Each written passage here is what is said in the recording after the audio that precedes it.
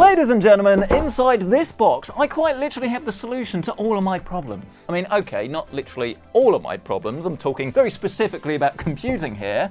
But you see, for ages, I've wanted something that I could take with me from place to place that has a big screen, can play loads of games, but then crucially doesn't weigh an absolute ton. But fortunately, Lenovo and Intel have literally just reached out to sponsor this video all about this, the Lenovo Slim 5i. And as the name might suggest, this is a slim gaming laptop that I've just dropped the power supply on the floor. But being perhaps a little bit more careful, let's take this out of the box and actually see what we have. And already I can tell this is a very understated laptop, and this is something that I truly love. I mean, this is nice and thin. Obviously, do bear in mind this is a gaming laptop. It's not one of those like tiny, thin, fanless machines that is great for email, but not really gaming. Oh, nice thin bezels as well. Really like the look of that. That's really cool, actually, isn't it? Oh, and actually, that's clever. I was thinking the port selection on this was a little bit thin because we have two USB-Cs on the left-hand side. We've got a headphone combo jack. On the right,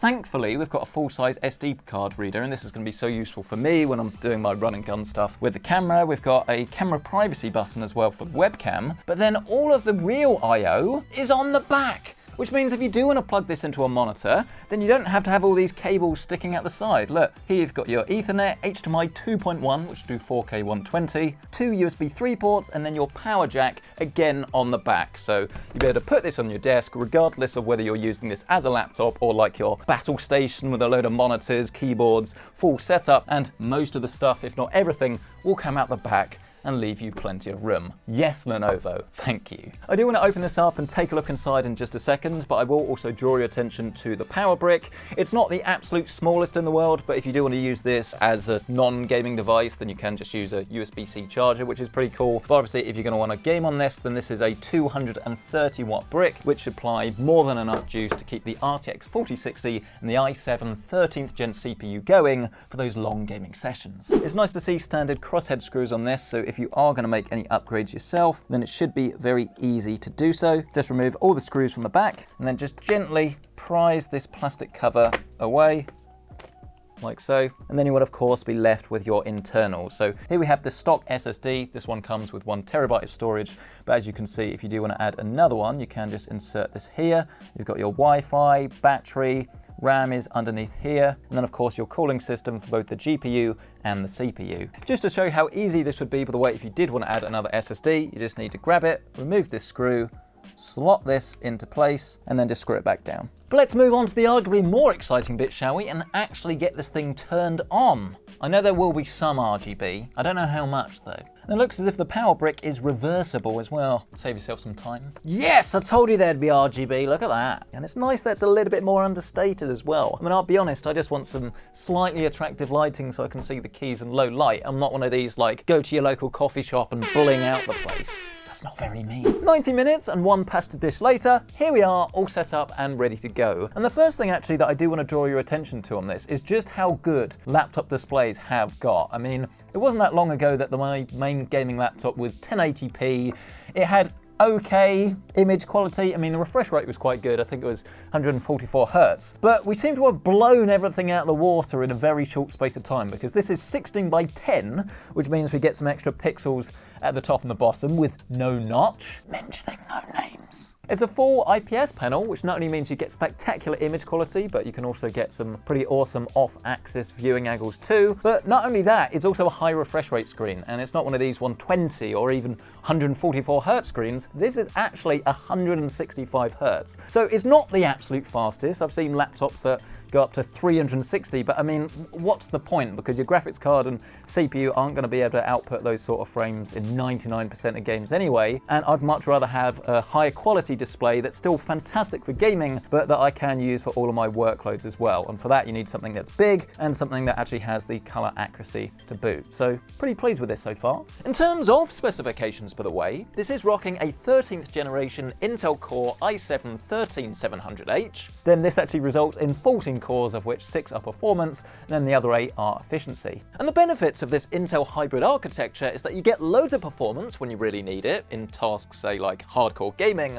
whilst also having efficiency on your side for something that's a little bit lighter, and of course to enhance battery life. You also find Intel's Smart Cache technology, which helps to enable even higher frame rates, along with Wi-Fi 6E support for wireless freedom and responsive and smooth gaming. This particular laptop also comes with 16GB of RAM, it's DDR5 and is running at a speed of 5200 MHz. You get a 1TB NVMe SSD, and then crucially, when it comes to that all-important gameplay performance, this is actually rocking the latest RTX 4060 graphics card. But if you do want to step it up even further, you can get a version of this that comes with the 4070. And both of them actually come with 8GB of VRAM, so for video editing, I didn't really think it was worth me stepping it up. Because this is a Lenovo Legion laptop, you do get access to this software. This is called Lenovo Vantage. You can bring this up with a hotkey or just use the bar that's down the bottom, and this is where you can monitor all of your internals. You can even do a little bit of overclocking, but I think most importantly is to actually cycle between the different modes. And I was very pleased actually that when I was installing games, context, I have gigabit internet here, which actually requires a lot of CPU and a very good SSD to actually fully utilize that. And I was actually downloading just under, I think, like 950 megabits a second or something, which is pretty cool, shows it can actually handle that. But something else that I did want to bring up before I forgot was the noise levels.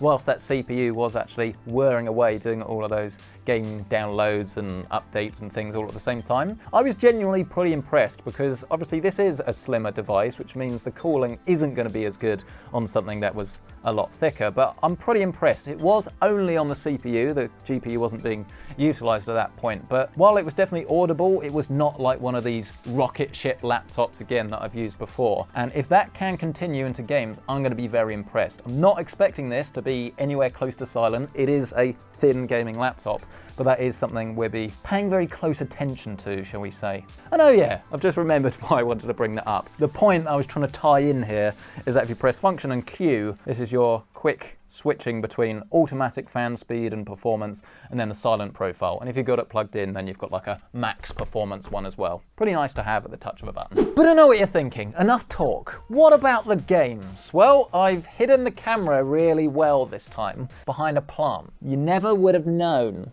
But you need to see the gameplay. And let us begin with a game I'm actually playing at the moment. So if I was going to take this away, this is what I would go for. So this is some Alan Wake 2, and we do have some settings dialed in. I will go for medium across the board, and for now we'll leave ray tracing off. And so then, here we are, about 14 hours into the game. Don't worry, no spoilers or anything like that here today, but as you can see, we're in a bit more of a light but moody scene, and we're currently getting around about 60 frames a second or so, with 1440p, DLSS, no ray tracing, as I say, about high to medium settings. We do have DLSS 3 frame generation turned on. I want to turn this off and change DLSS down to performance though. And as you can see, our frame rate has now actually gone down, but so has our latency. We're now at around about 60 to about 75 milliseconds or so. So this still isn't perfect. In an ideal world, I'd be aiming for about 60 milliseconds or less. But let's see if we can optimize this just a tad more. There are actually some settings that I left on high by mistake. This should be all on medium. And then actually one other thing we can do is to turn the resolution down slightly, not in terms of our overall display, but we can go to a 16:9 resolution. So 2560 by 1440. We will need to change the scaling in the NVIDIA panel just so it's not stretching it, but just for demonstration, you can now see with DLSS frame gen turned off, we are actually hitting that pretty magical number of about 60 milliseconds of latency. And it is going to be worth experimenting with. Frame generation is definitely a very cool feature to have. And to be fair, in a game like Alan Wake that's very like visual, you're sort of walking around, you don't need like laser reactions or anything like that. Yeah, I meant to say lightning. But we'll just go with it. Laser reactions. Then, to be honest, that probably still is worth turning on. But in terms of optimized settings that I would want to play at, this is the way I would go. As I say, about 60 milliseconds of latency, still loads of resolution. This is a pretty gorgeous scene and gorgeous image, and we're getting about 55 frames a second or so. Really not too shabby. Next, title. And the game in question is some Starfield. Very, very popular. Loads of you have been wanting to play this, and I have to admit, I'm already pretty impressed with the frame rate that you can get here. This is currently running at the medium settings at 1440p with FSR2 enabled, and we've got the resolution scale set to 75%. And you've got to admit that this is an absolutely fantastic looking game, and I'm very, very pleased with the fact that we are able to get about 70 to 80 FPS. Obviously, it is going to depend where and when you are actually in the title, but I will also say that I think this combination of the 4060 and then this i7 CPU is hitting that sweet spot, because we're not really getting crazy amounts of bottlenecking one way or the other. They seem to sort of be quite evenly matched. So while there are going to be some titles that will definitely love if you upgrade it to the 4070, don't necessarily feel the need to. But I mean, I'm not really going to have to lower down the settings here at all. I think this is a fantastic way to play, actually. Quick, run through the other side of the ship. Don't worry about any of the guys. Just keep going. You can make it. You can make it. God, it's a big ship, isn't it? Oh no, I've hit a brick wall. It's all over! Genuinely though, that is really impressive that Starfield runs that way. I didn't actually expect that, especially not to have to change any settings at all. And this is exactly what I've been after for so long. As I say, something that doesn't compromise. I don't want to have a PC that can run Alan Wake at max settings with path tracing, because it would be massive. I want something that I can take with me everywhere we go and still not have to worry about having a solid frame rate, even if it is at medium or high settings. But let's grab a controller and move on to our more racy title with some Dirt 5. Right, and here we go. I haven't actually touched the settings, so no idea what we're running at, but at the moment we're getting a pretty magical 85 frames a second, so better than console as we're getting over 60. Video options.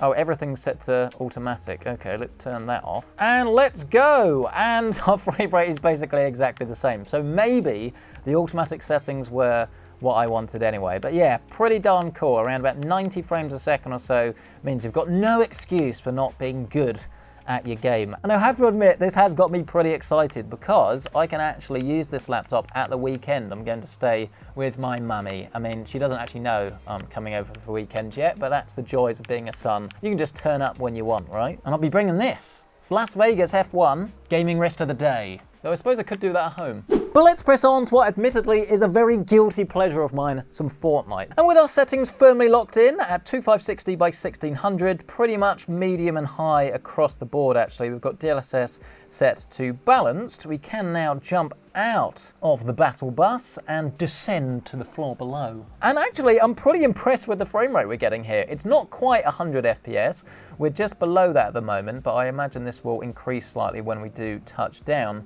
We're currently getting about 80 to 95 frames a second or so, which is pretty cool, especially bearing in mind we're at decent settings. It's not like we've had to lower this down too much. I mean, I kind of expected coming into this video, to be honest, that every title was going to have to be at 1080p. I thought we'd get moderate performance, maybe 60 to 80 FPS, but at 1080p. So the fact that we can properly utilize this screen in every single title, I mean, it was only Alan Wake we had to get rid of the top bit of that resolution. I mean, it's very, very impressive, isn't it? Again, for a portable machine, I want to hammer this point home because this was the most important thing for me. I think that's great. I really, really do. If we turn the DLSS down to performance though, you can now see we are pretty much averaging about 100 FPS. So this is probably how I would choose to play. You can lower the native resolution down if you want, and obviously turn a few more settings down to get you closer to that 150 FPS mark, but I wouldn't necessarily say that that's necessarily worth the trade-off. I guess it depends how much you value image quality over raw performance. I mean, because it is obviously a smaller size screen compared to like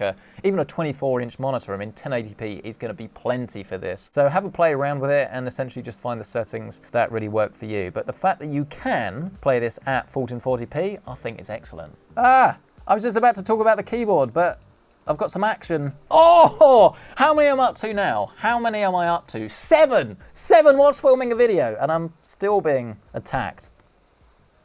8! Every time I play Fortnite, I seem to do well. Keyboard, that's what I was trying to talk about nice and smoothly, but clearly not managed it. And there's definitely been a choice made here, I think, because this is not the absolute best or my favorite keyboard for typing. It's pretty nice on the whole, but there's a lot of travel to the key, and I like shorter keys when I'm doing typing. However, when it comes to the gaming, this is definitely the flip side for me, and I'm really impressed with what Lenovo have done here, because not only is there enough travel for it to feel satisfying, but all of the heat has clearly gone somewhere else, because when I press down the W, A, S and D keys, they barely feel warm, let alone hot. And this is definitely something that I've seen before on quite a few gaming laptops. It's not necessarily burning your hands, but it does get quite uncomfortable. Definitely not the case here whatsoever. And actually, in terms of those temperatures and things, I think the GPU is bugged out, because apparently it's 0% utilization and 47 degrees. Don't believe that. But in terms of our CPU, we've not really hit anything over about 81, and this is on a mouse mat as well, which isn't ideal. So yeah, about 81 degrees.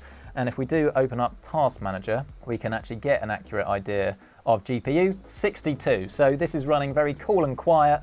I'm currently in the storm, but while I catch up, here's our noise test.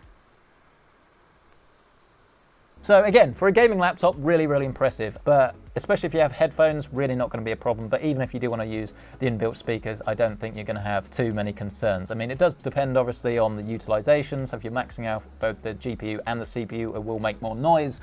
But yeah, in Fortnite, no issues whatsoever. Oh, got to get out that storm, but we're up to 11.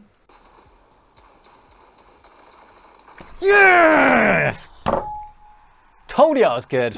And so then, ladies and gentlemen, there we go. The Legion 5 Slim. Not the script I expected to be following. I mean, my talent is just something else, right? But still, I mean, I've been really thoroughly impressed from start to finish. I did think that there would be a few more areas where this wasn't going to excel, but I've got to admit, other than maybe being slightly better on the keyboard for me typing compared to some of the real like premium ultrabooks and things, there's not really that much to complain about at all. I mean, it needed a game, obviously that was the main thing, and it gamed better than I thought it was going to. It needed to make, it can make some noise, but nothing crazy. Definitely excelled there as well. The screen is beautiful, it's big, it's bold, it's vibrant, it's gonna be great for work and play. And crucially, you know, this isn't like the thinnest laptop you're ever gonna get, but for something that is as powerful as this is for both gaming and work, I don't really think there is a better solution out there. I mean, if there is, let me know down in the comment section below.